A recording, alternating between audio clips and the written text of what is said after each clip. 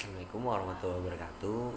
Nama saya Lutfi Hanif dari kelas Sosiologi C di sini dengan nomor induk mahasiswa 1218030300105. Di sini saya akan menjelaskan tiga materi. Yang pertama ada materi diksi, yang kedua kalimat efektif, yang ketiga paragraf untuk memenuhi tugas mata kuliah bahasa Indonesia.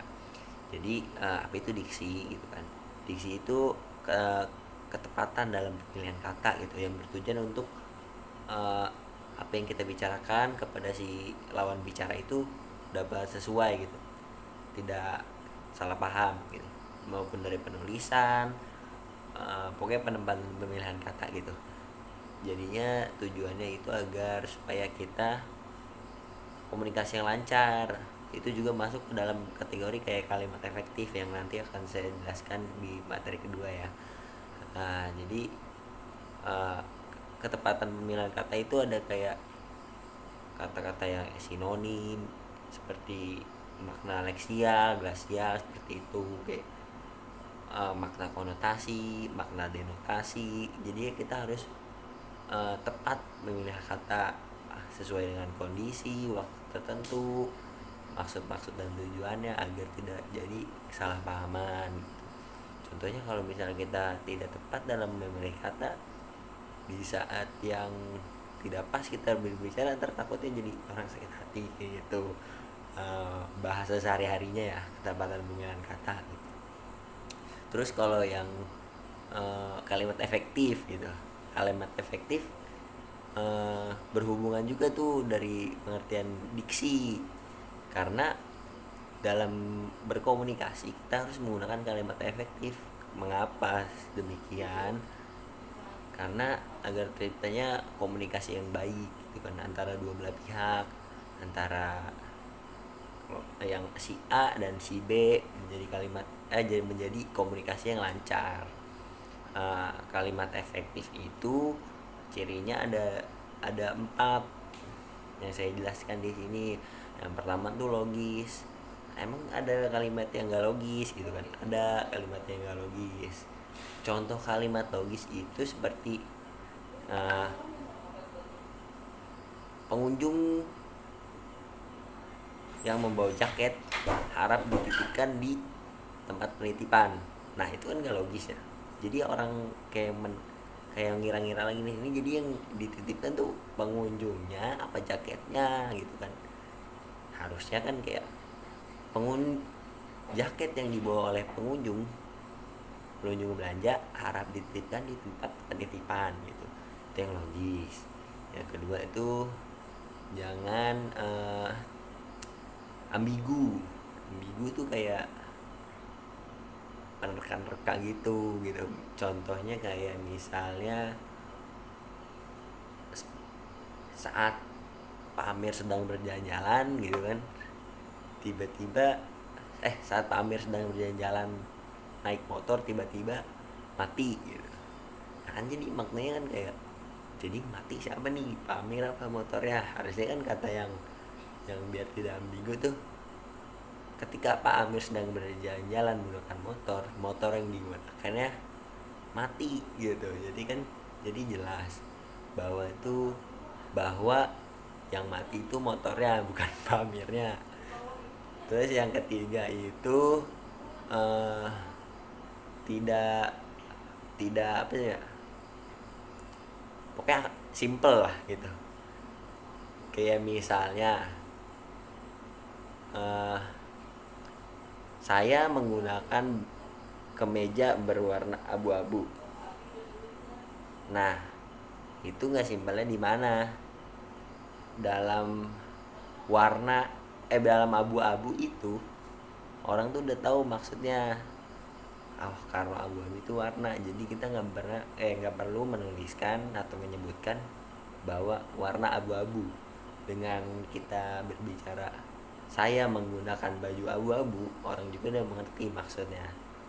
Itu maksud dari obrolannya. Terus yang terakhir itu menggunakan kalimat EYD, ejaan yang disempurnakan.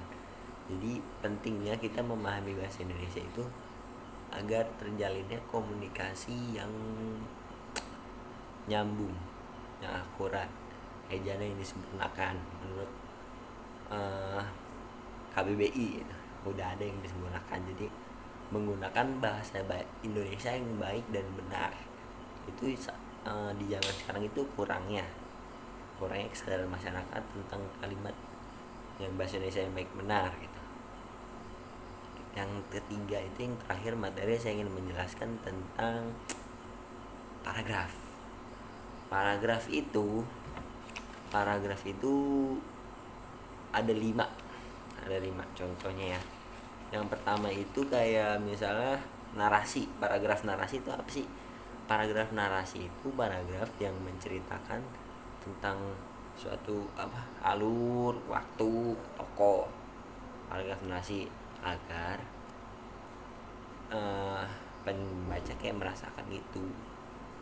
Kayak misalnya alur, tokoh, dan waktu. Kayak misalnya saya Hanif mengendarkan motor di jalan raya pada pukul 4 sore. Itu kan ada tuh tokohnya Hanif, waktunya, kondisi kayak gitu. Terus yang kedua itu deskripsi. Oh ya, yang menggambarkan, kayak menggambarkan seolah-olah kita sebagai pembaca atau pendengar merasakan seperti hal yang di situ ya, yang terjadi, kayak cerita aja gitu. Misalnya deskripsi itu menggambarkan kayak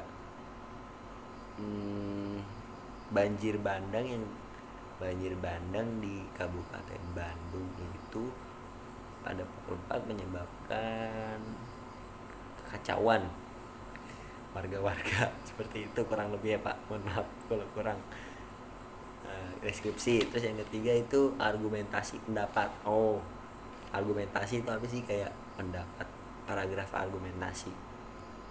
Contohnya itu seperti menurut gitu, dalam kata-katanya, menurut pendapat para ahli, mengkonsumsi air putih dapat melancarkan saluran gitu kan, metabolisme tubuh. Kayak paragraf pendapat tuh ya. Terus yang keempat pengertian jenis eksposisi. Paragraf yang menjelaskan tentang pengertian jenis dan lain-lainnya. Kayak paragraf teks eksposisi yang kita pernah belajarin di SMA. Paragraf teks eksposisi kayak menjelaskan tentang manfaat dari minum air putih gitu, manfaat dari buah-buahan, eksposisi yang menjelaskan gitu. Terus yang terakhir itu paragraf persuasi, ajakan gitu. Persuasi, jadi kan dalam buku tulisan atau kan dari tulisan itu memaparkan tuh semua yang udah aspek-aspek yang udah dijelaskan dalam buku, dalam paragraf. Dari itu eksposisi itu contohnya kayak kesimpulan sih, lebih tepatnya menurut saya. Kayak semua udah diceritakan dan akhir-akhirnya ada ajakan untuk melakukan hal yang udah kita sampaikan gitu. Contohnya kayak misalnya tadi, manfaat minum air putih menyebabkan lancarnya metabolisme tubuh gitu, baik. Nah, eksposisinya di mana? Kayak maka dari itu masyarakat sebaiknya wajib 3 gelas dalam 1 hari, kayak gitu contohnya. Kalimat ajakan, eksposisi, minum air putih agar metabolisme tubuh lebih baik. Contohnya seperti itu sih Pak, penjelasan 3 materi. Menurut saya kurang lebihnya mohon maaf. Wassalamualaikum warahmatullahi wabarakatuh.